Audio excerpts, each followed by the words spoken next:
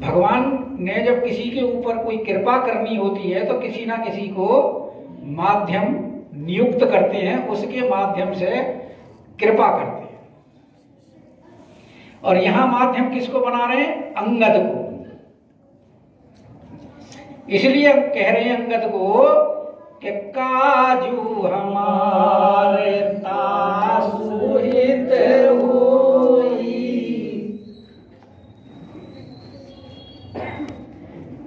किसका हित करना चाह रहे हैं? रावण का। कहते देखो अंगद, आप ये मत समझना कि हम आपको दूत बना करके भेज रहे हैं। दूत नहीं है आप,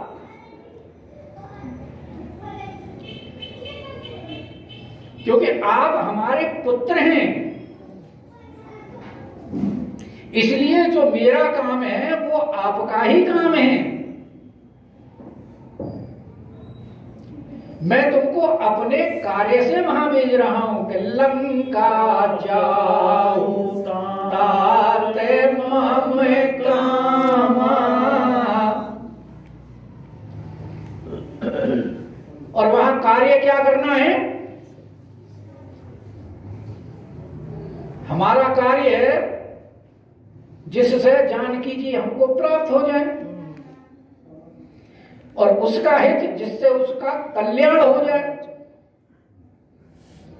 हालांकि इसके संबंध में जो विचार थे वो कल प्रकट किए जा चुके हैं। और कह रहे शत्रु से उसी प्रकार की बात करना जिससे इन दोनों कार्यों की सिद्धि हो। तो प्रभु अज्ञाधरि शीश,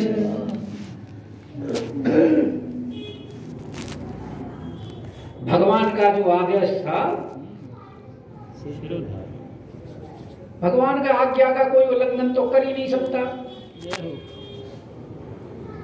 क्योंकि राम रजाई शीस सब ही के।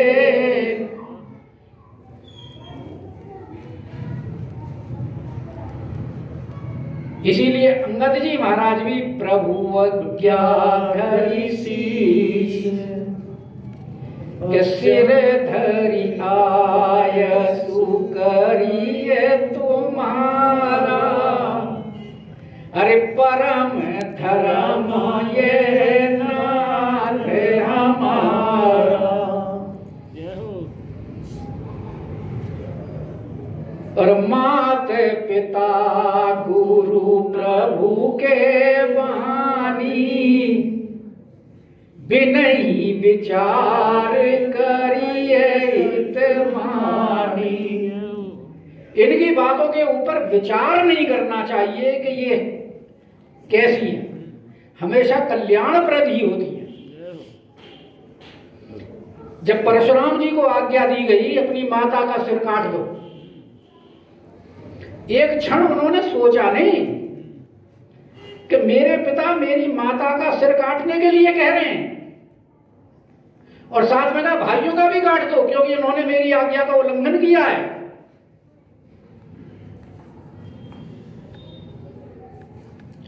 क्योंकि परशुराम के पिता जमदग्नि जी ने पहले रेणुका को मारने के लिए उनके जो 4 बड़े भाई थे उनको आदेश दिया था, लेकिन उन्होंने विचार कर लिया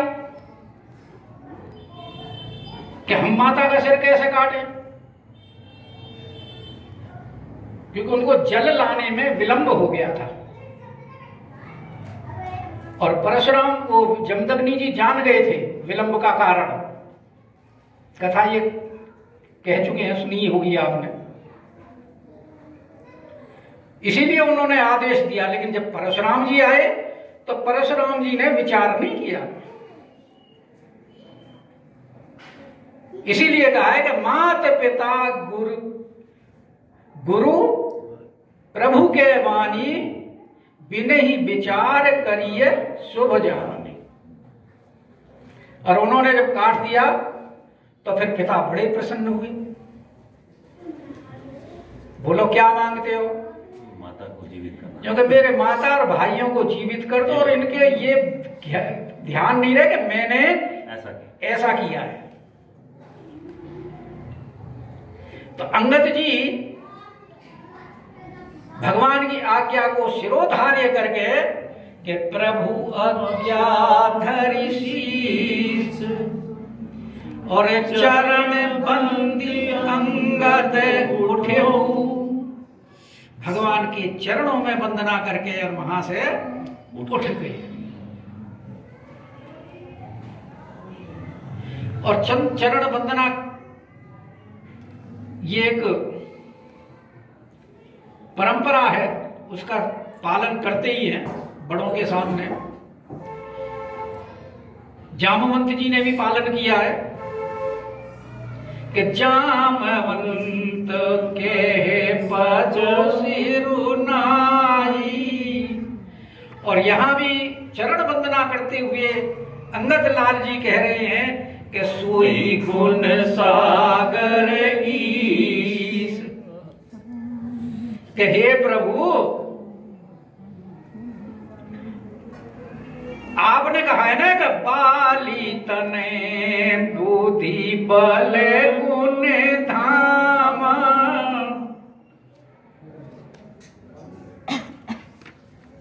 क्योंकि आप जिसके ऊपर कृपा करें कि राम कृपा जा पर करो, आप जिसके ऊपर कृपा करेंगे तो वो बुद्धि बल गुण का धाम ही नहीं होता, क्योंकि धाम तो छोटा है, वो तो सोई गुण सागर की, वो तो गुण का समुद्र हो जाता है।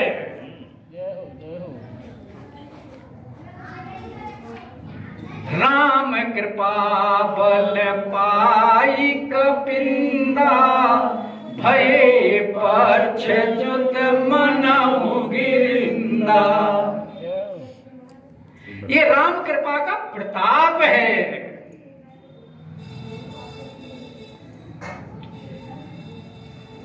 कि स्वयं सिद्ध सब कार्य, क्योंकि काम तो करने वाले कौन हैं? सरकार। लेकिन भगवान बड़ाई जब किसी को देते हैं तो उसको निमित्त मात्र बना देते हैं। और अंगद जी यही बात कह रहे हैं कि प्रभु कार्य तो सब आपकी इच्छा मात्र से होता है, हम करने वाले कौन हैं? कि स्वयं सिद्ध सब कार्य, लेकिन नाथ मोहि आदर दियो। मुझे आदर दे रहे हैं आप तो मुझे सम्मान दे रहे हैं, वरना मेरी क्या विसात।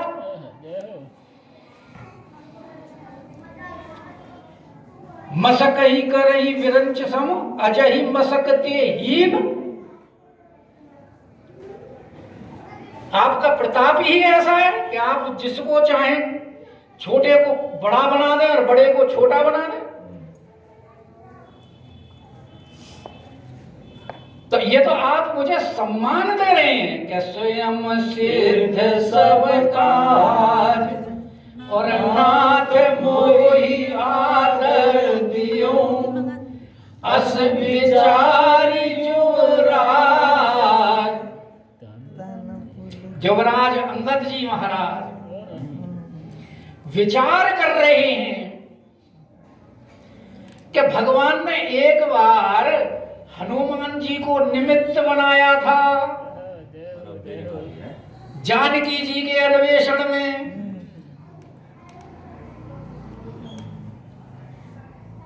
और उनको कितनी बड़ाई प्राप्त हुई कि नाथ काज की मेऊ हनुमाना, राखे सकल कपिन के प्राणा।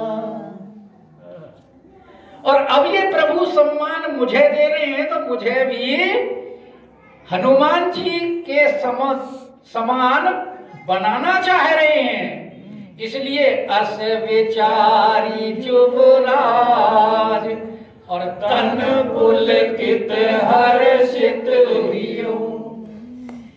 ऐसा वे मन में विचार करते हुए उनके हृदय में प्रसन्नता हो रही है, तन पुलकायमान हो रहा है।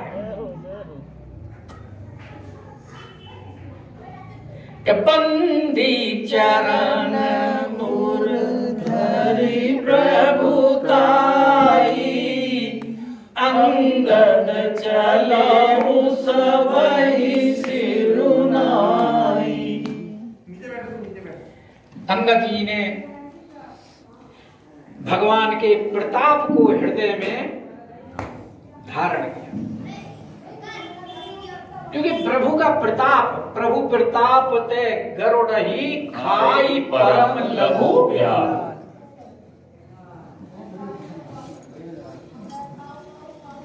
और जब प्रभु प्रताप होता है तो मन में कोई शंका भी नहीं होती। तो उस प्रताप को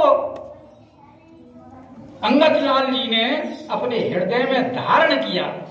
बंदी चरण, और भगवान के चरणों में वंदना की कि बंदी चरण उर धरि प्रभुताई, और अंगद चलेहु सबहि सिरनाई।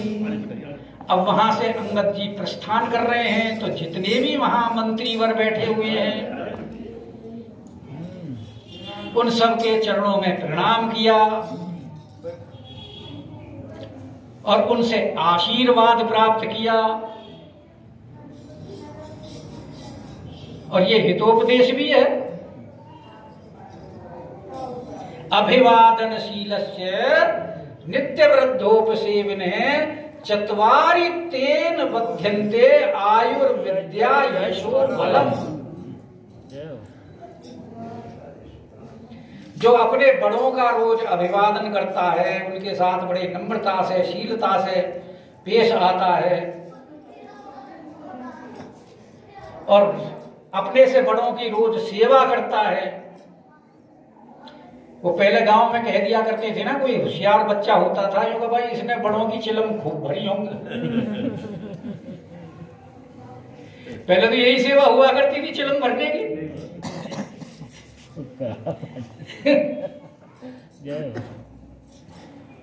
तो उसको सबका आशीर्वाद प्राप्त होता है, और उस आशीर्वाद से क्या होता है, उसकी 4 वस्तुएं नित्य बढ़ती हैं, आयु, विद्या, यश और बल।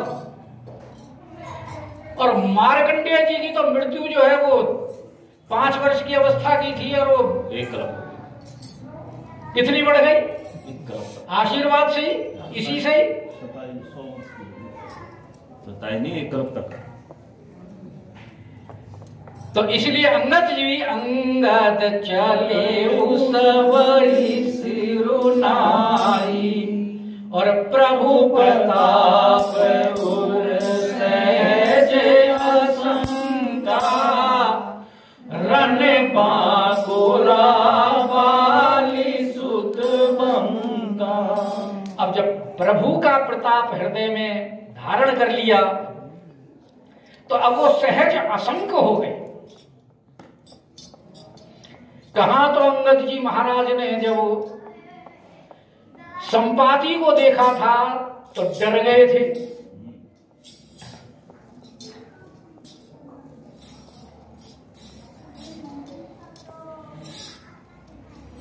और डरने के बाद में फिर हालांकि युक्ति उन्होंने कर दी थी उस समय कि धन्य जटायु सम को नाई, और उनके इन्हीं शब्दों ने संपाति को सोचने के लिए मजबूर कर दिया था।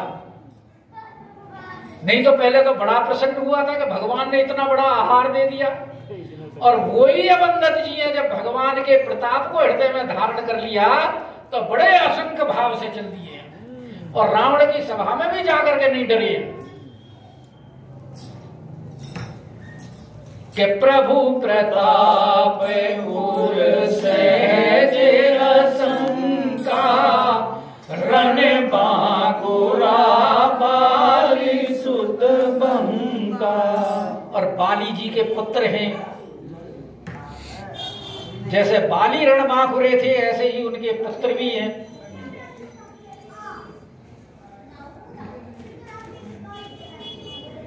और बाली ने तो स्वयं अपने मुंह से कहा था कि ये जो मेरा पुत्र है ये मेरे ही समान बलशाली है, बल में और विनय में। और आगे इनका जो प्रताप वर्णन आएगा उसमें भी जितने भी वानर सेना में जब भी कोई संकट आएगा तो अंगद और हनुमान को ही पुकारेंगे। दो ही पांच है, क्योंकि भगवान ने इन दोनों के ऊपर ऐसी कृपा की है।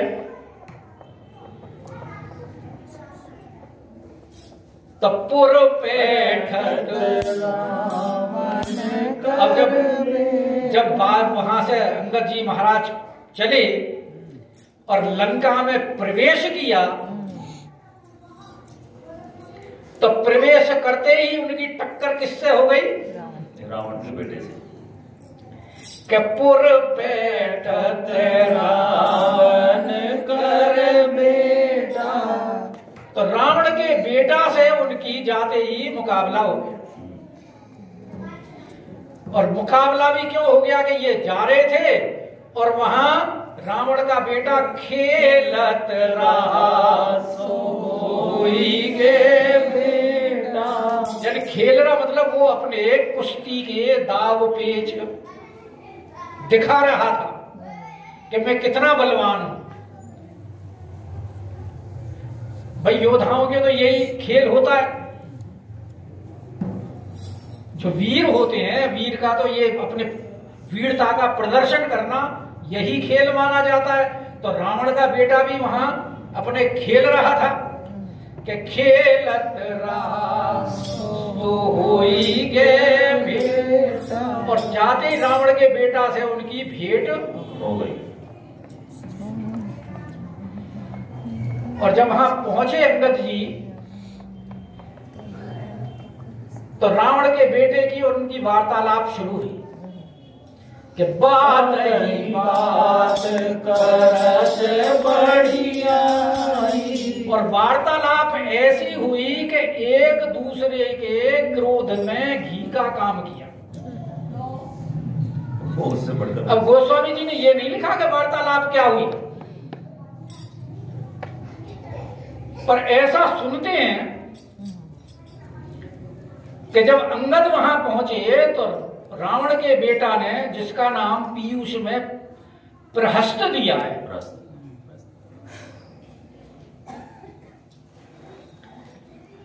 तो वो पूछने लगा अंगद से कि भाई तू कौन है? तो अंगद जी ने कहा मैं बाली का पुत्र अंगद हूं। कि अरे उसी बाली का लड़का जिसको राम ने मार दिया और जिसकी पत्नी को उसके भाई ने अपने घर में रख लिया।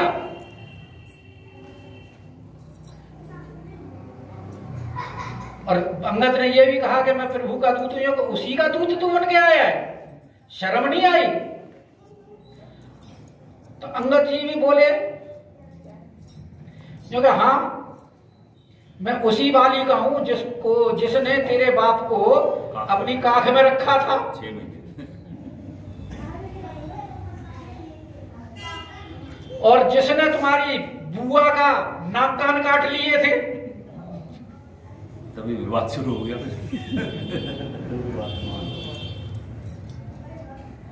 ऐसे ही दोनों का वार्तालाप आगे बढ़ा। तो बात ही बात करस बढ़िया। अब दोनों ही जवान थे, जुगल अतुल बल पुनि तरुणाई। दोनों ही जवान, दोनों ही अतुलित बलशाली और उसके ऊपर फिर पुनि तरुण आई। तो जवानी ऐसी चीज होती है कि जवानी के जोश में वो ये समझता है सामने वाला तो मच्छर है, और ऐसे ही पैसे का घमंड भी होता है।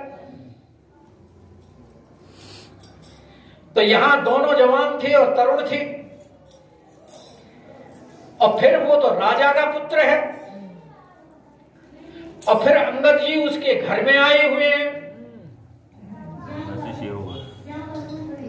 तो अपनी गली में तो कुत्ता भी शेर होता है, कहावत है ना।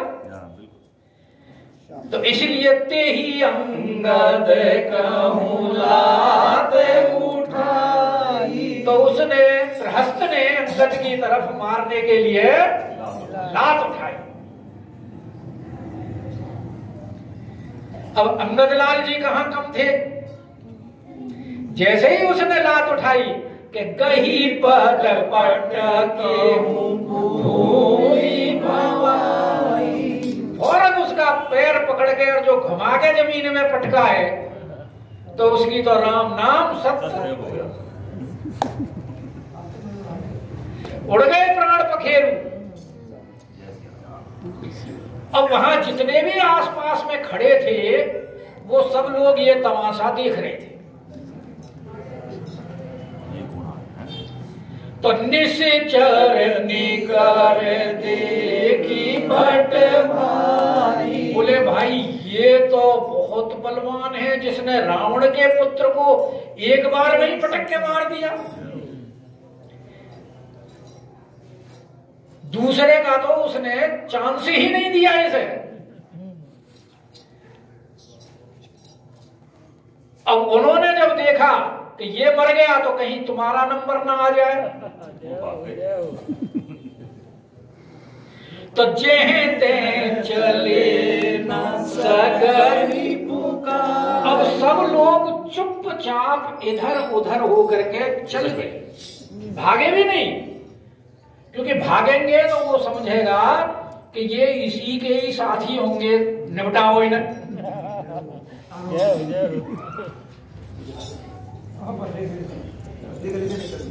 इसीलिए चुपचाप चले, जैसा कि हमारा इससे कोई मतलब ही नहीं है।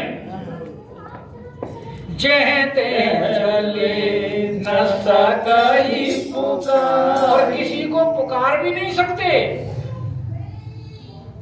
क्योंकि डर बैठ गए अंगद लाल जी का उनके हृदय में। और एक एक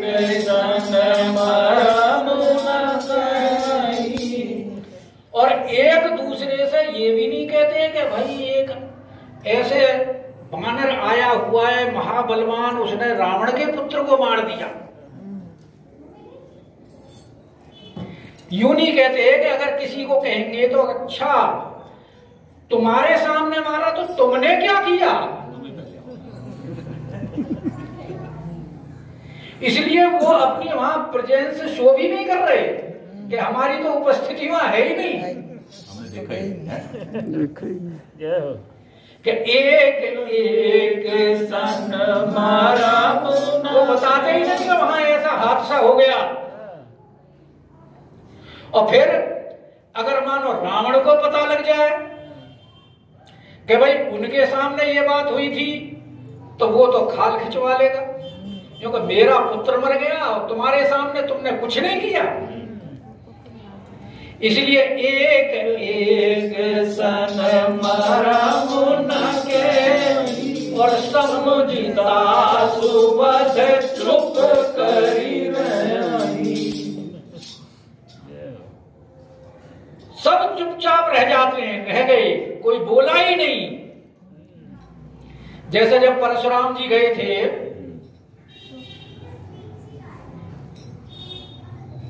कहां, धनुष यज्ञ में, तो परशुराम जी जिसकी तरफ देख लेते थे उसके प्राण सूख जाते थे। कि भयऊ कुला नगर मजारी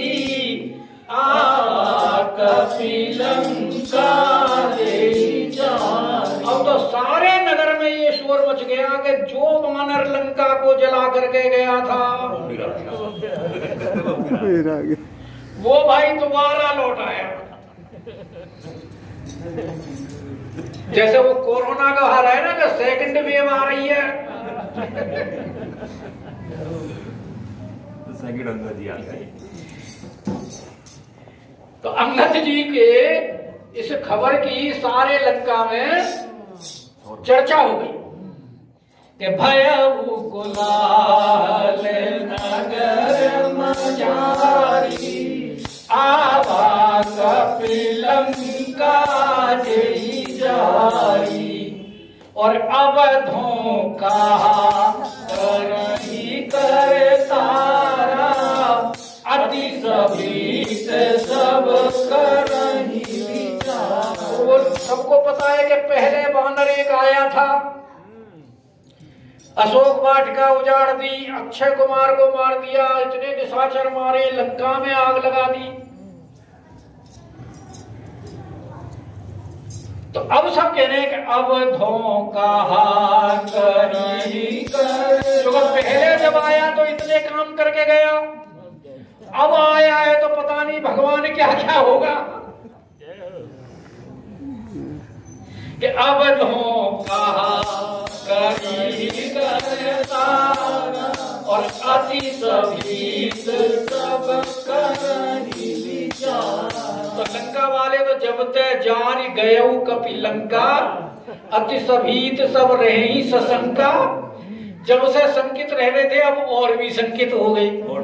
अति सभीत सब करही विचारा और डर करके सब इसी बात पर विचार कर रहे हैं कि अब क्या होगा। और उधर से अंगद जी महाराज चले जा रहे हैं। अब अंगद जी जब जा रहे हैं तो उनको देख करके सब अपने आप पहले ही रावण के दरबार की तरफ का रास्ता बता देंगे। वो इसलिए कहीं तुमसे ना टकरा जाए, तुम्हारी भी राम नाम सत्य हो जाए, पहले ही एक तरफ कर दो इन्हें। तो बिनु पूछे मगु देहि दिखाई। अंगद जी को बिना पूछे ही सब रास्ता बता देंगे महाराज। रावण का दरबार उधर है, निकल जाओ पतली गली से। और मानो अंगद जी जब किसी की तरफ ये देख लें कि देखो इन्होंने रास्ता बता दिया बिना पूछे ही, बड़े भले आदमी हैं, और उनकी तरफ अगर अंगद जी देख लें प्रसन्नता से तो चेही पिलो के सोई जाए सुखा। वो तो बेचारा डर की वजह से सूख जाता है कि तेरी तरफ देख लिया अब तेरा नंबर है। जैसे परशुराम जी जिसकी तरफ देख लेते थे वो सूख जाता था, वही हालत यहाँ इन राक्षसों की हो रही है। तो गयो सभा दरबार तब और सुमरि राम पद कर। सिंह टवन हित उत चितव धीर वीर बल पुंज सियापति राम जय जय।